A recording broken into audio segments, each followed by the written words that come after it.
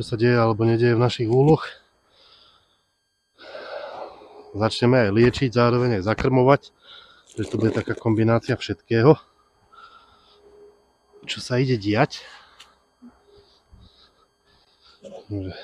Zapúkame, pozrieme.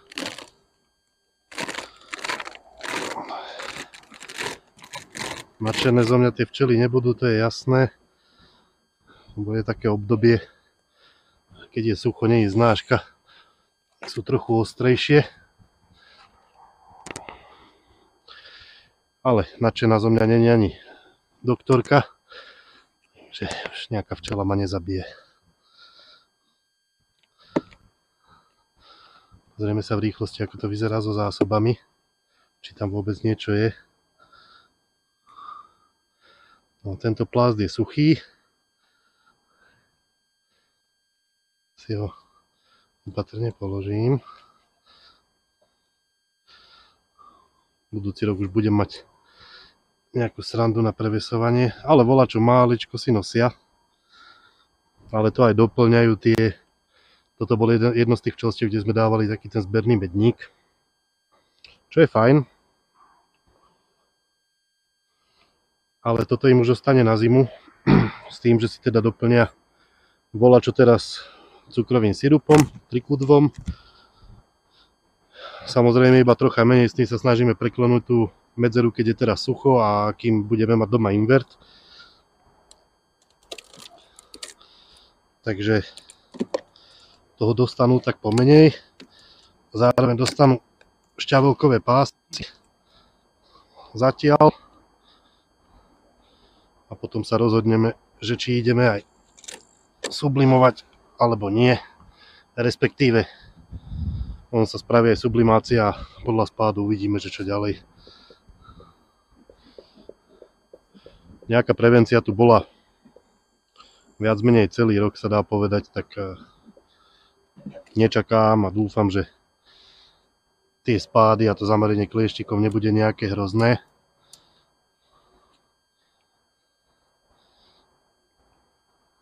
Ale však uvidíme. Obšubievky, toto vám tu neostane. Dobre. Mriežky berieme domov, tie tu nechávať nebudeme.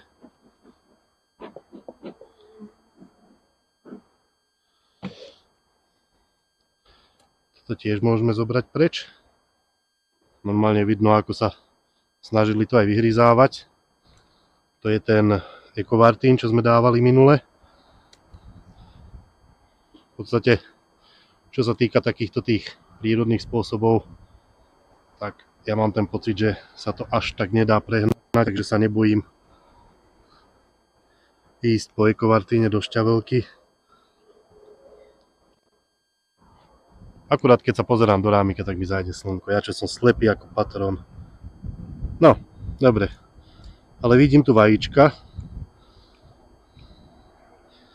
Není to asi vidno na kamere, ale tu je viac menej vyliahnutý plod a vajíčka. To znamená, že niekde na tomto, alebo na vedľajšom, alebo niekde v okolí tohto rámiku si veselo pobehuje aj matka. A aj z tejto strany vidím vajíčka, čo je fajn. Nejdem do nich veľmi rýpať, ja už to takto neskoršie leto ani nerobím, pretože šanca na rojenie je úplne minimálna, takže nechcem do nich špárať viac ako treba. Aj po bočiach. Takže čo chceme spraviť je to pokračovať tej prevencii ešte nejakých pár týždňov a potom presedláme na poriadne liečenie, keď budú zakrmené. V podstate to isté, čo sme robili aj minulý rok. To znamená, že taká kombinácia šťavelka, ekovartín a v najhoršom prípade, keby nejaké rodiny boli veľmi zamorené, tak máme ešte ekovartín. Či ekovartín, bože môj. Varidol. Už mi ani mozog nemozguje. Takže z týchto širších pásikov nám stačí dať do tohto úla 3. Bude bohate. tým, že sa ich budem snažiť tak rovnomerne rozdeliť.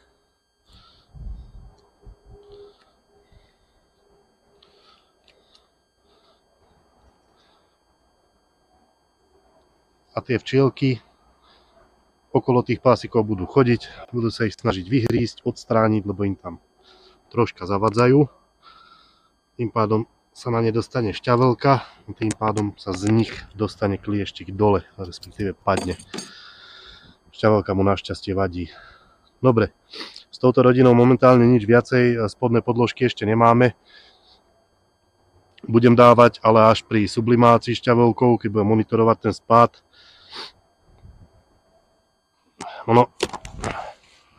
Nevidel som nikde žiadneho včelára o tom hovoriť,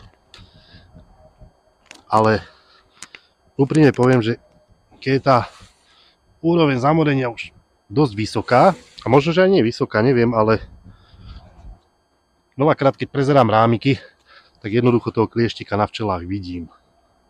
Je viditeľný voľným okom, aj s tým mojím slepým, a zatiaľ ich vidím, ani som nevidel. A keď som videl, tak možno na jednej včele. Mali sme jeden rok, keď to zamorenie bolo väčšie, aj tie spády boli veľké a vtedy som tých klieštikov aj videl viacej na včelách. Dobre, čo sa týka krmenia, tak v tejto rodine, kde vajíčka sú, tu dáme asi len sirup. Mám tu totiž pripravené aj cesto, ktoré som v prípade, že uvidím nejakú extra slabú rodinu, pripravený dávať v kombinácii so sirupom. Dáme si tieto vrchné krmidlá. Ani neviem, ako sa volajú, je tu proste to stropné krmitko. Tieto mi vyhovujú najviac. Určite aj rámikové majú svoje miesto, keď sa robia odložence. Tie ukrajinské som mal, ale tie mi nevyhovovali, lebo kvôli ním som si musel robiť ešte taký polnástavok, aby som to krmidlo mohol dať.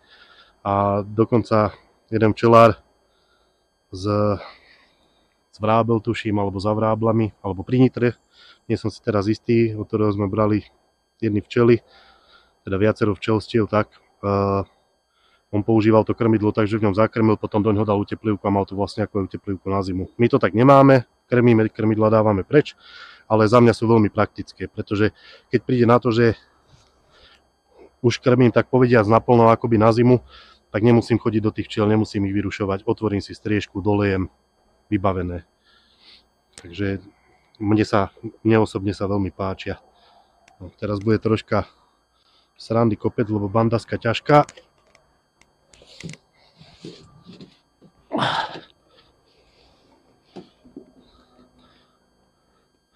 Po iné roky som si zvykol nosiť krhlu, ale teraz ma to nenapadlo. A kto nemá v hlave, tak v tomto prípade musí mať v rukách. To krmidlo, pravím, nebudem dávať teraz ani doplna. Je to na to preklenutie tej dodávateľskej medzery.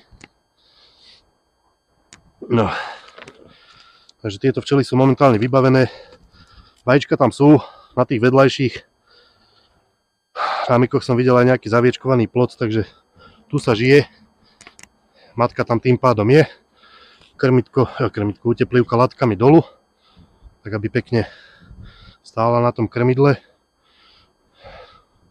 Momentálne nevidím, že by tam bola nejak potrebná, nie je ani také teplo, nie je taká zima, ale nebudeme určite nosiť hore-dole. Takže tieto včielky sú vybavené.